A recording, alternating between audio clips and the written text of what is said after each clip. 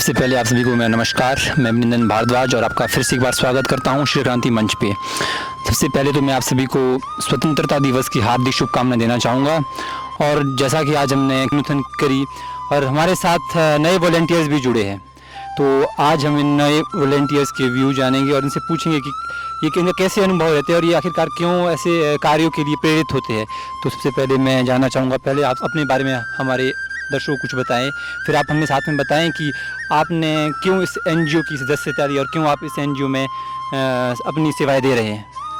जी, सभी को मेरा प्यार भरा नमस्कार। मेरा नाम है दिव्यांशु देव और मैं शिक्षा क्रांति का वॉलंटियर हूँ। साथ ही में मैं एक सोशल इम्पैक्ट इंटर्नशिप भी कर रहा हूँ शिक्षा क्रांति के अंदर, और मैं आगे भी जो इस तरह के कार्य है उसमें जुड़ना चाहूँगा।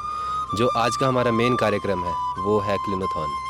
मतलब स्वच्छता के साथ साथ हमने जो चलते चलते रास्ते में या फिर सड़क में जो भी कूड़ा कचरा है हमें उसे उठाना है, हमें आसपास के वातावरण को साफ़ रखना है।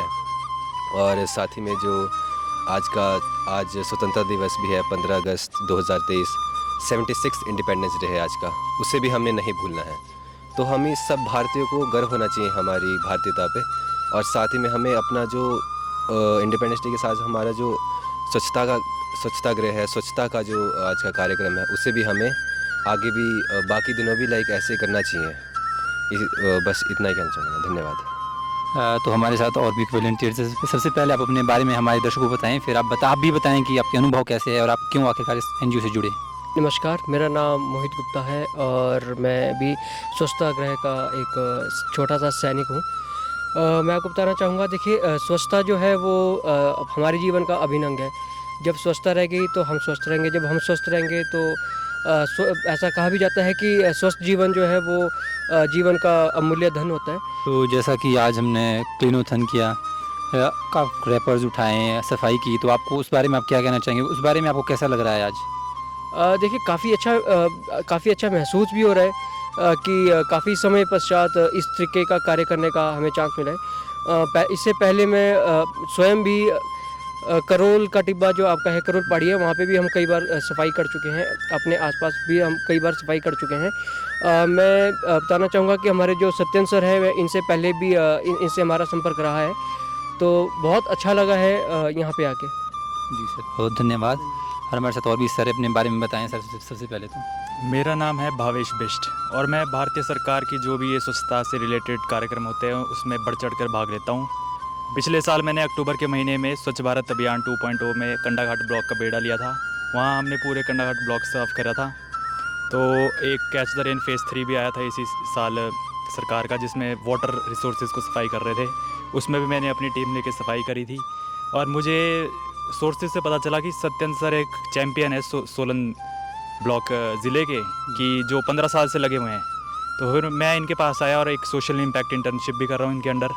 और फिर इन्होंने हमें बताया कि क्लीनोथॉन करते हैं, तो हम इनसे जुड़े हैं। और आज स्वच्छता के रिगार्डिंग हमने थोड़ी अवेयरनेस भी फैलाने की कोशिश करी और कचरा तो उठाया ही। तो सर मैं आपसे जानना चाहूँगा, जैसे कि आपने बताया कि हमने कई सारे इनिशिएटिव लिए, सफाई की है, तो आपको ऐसी क्या चीज़ें जो आपको इंस्पायर करती है ऐसे कार्य के लिए? देखिए, किसी ना किसी को तो समाज से आगे बढ़ना ही पड़ेगा। सारे लोग सोचते हैं कि कोई और करे, कोई लीडरशिप नहीं होती लोगों में। अब मैं अकेले बढ़ा था कैच द रेन फेज़ 3 में और लोग जुड़ते गए। मैं सोचा, लोग सोचते हैं कि हमारे साथ तो है ही नहीं कोई, कैसे करें। अच्छा काम लेंगे तो लोग पीछे जुड़ते जाएंगे और ऐसे ही बढ़ते जाते हैं आगे। जी सर, बहुत बहुत धन्यवाद, आपके अच्छे विचार। और हमारे साथ एक एनजीओ के वॉलंटियर और भी है, तो इनसे भी हम जानेंगे कि आपने आज क्लीनोथॉन किया तो कैसा आपको लगा? आज जो हमने क्लीनोथॉन किया इससे बहुत ही अच्छा लगा। और हमने देखा कि यहाँ पे कितनी गंदगी है, हमारे आसपास कितनी गंदगी है, नदी नालों के पास कितनी गंदगी है।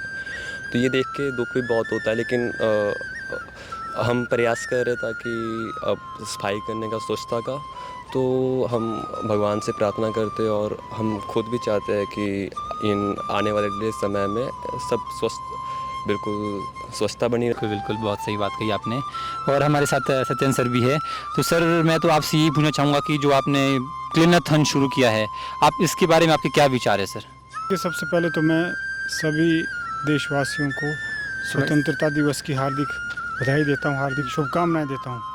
और जो क्लीनोथॉन हम करते आ रहे हैं, या तो हम 15 साल से करते ही आ रहे हैं, क्लीनोथन का मतलब है कि हम ट्रैकिंग भी करें और साफ़ सफाई करते भी जाएं। आपने देखा होगा कि जब हम ट्रैकिंग के लिए जाते हैं कि पिकनिक स्पॉट है, आपने देखा ही होगा कि कचरे से भरी पड़ी हुई थी।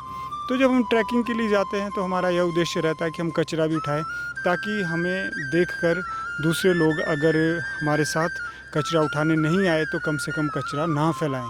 हमारा यह उद्देश्य रहता है। बाकी तो शिक्षा क्रांति मंच पर जो हम सफाई अभियान वृक्षारोपण करते आ रहे हैं, उसके साथ साथ ट्रैकिंग और संवाद जैसे भी सोशल एक्टिविटी हम करते आ रहे हैं। और आज का जो विशेष दिवस है, आज के दिन हमें आज़ादी मिली थी, तो हम यह जो कार्य करते हैं एक तरह से श्रद्धांजलि अर्पित करते हैं उन सभी वीर सपूतों के लिए जिनकी बदौलत, जिनके बलिदान से हमें आज़ादी मिली है, और उनको हम श्रद्धांजलि स्वरूप छोटा सा समाज सेवा का कार्य करते हैं। मेरा अब तक यही संदेश है, मेरा आपके लिए इस आज़ादी के पावन बेला पर, पावन शुभ अवसर पर, कि हमें अपने सामने एक लक्ष्य रखना चाहिए। यानी जिस तरह से हमें 1947 में आज़ादी मिली, वह एक राजनीतिक आज़ादी थी शुद्ध रूप से, लेकिन अभी हमें सांस्कृतिक आज़ादी के लिए कार्य करना है। यानी हमने 2047 तक अपने सामने लक्ष्य रखा है कि हमें भारत देश को अस्वच्छता से मुक्त, भ्रष्टाचार मुक्त, कचराचार मुक्त बनाना है। यानी